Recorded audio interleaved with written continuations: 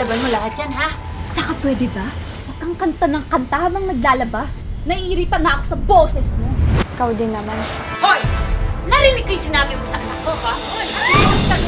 Yan ang nararapat sa'yo! Palamunin ka lang namin! Wala kang utang na loob!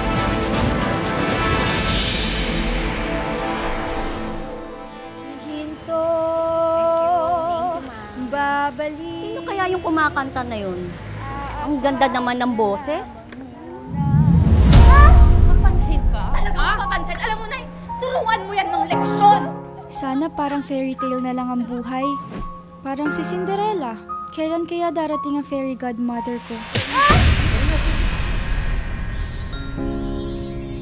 Kayo po ba yung fairy godmother ko? Mag-iingat ka. Malalit na tayo sa reunion natin. Okay, Sayang ang outfit! Akin na lahat ng benta mo. Bilisan mo nga! Kaano-ano mo ba yung babaeng yun? Chang Violi po. Chang po yung tawag ko sa kanya pero hindi ko naman po talaga siya kaano-ano. Lumapit ka dito pag nagsasalita ka. Lumapit ka! Kayo po, may anak po ba kayo? Oo, isa. 3 years old siya noon. Pinangay siya. Sana po makita po kayo ulit. Alam mo, kaedad mo siya ngayon. Kahit may pagsubok. Alam mo, ang galing mong kumanta. Sumali ka dito.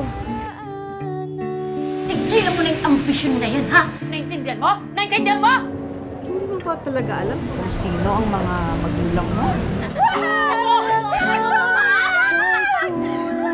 magtutulungan.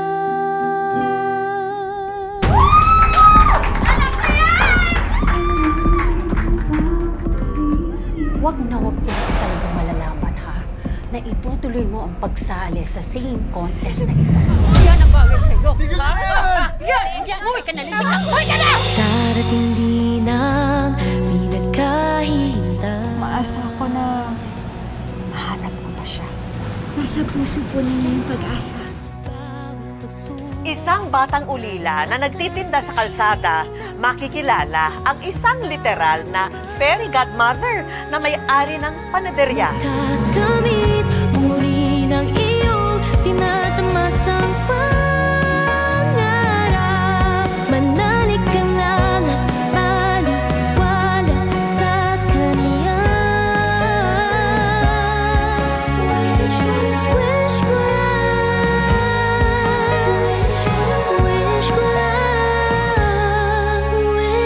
lang.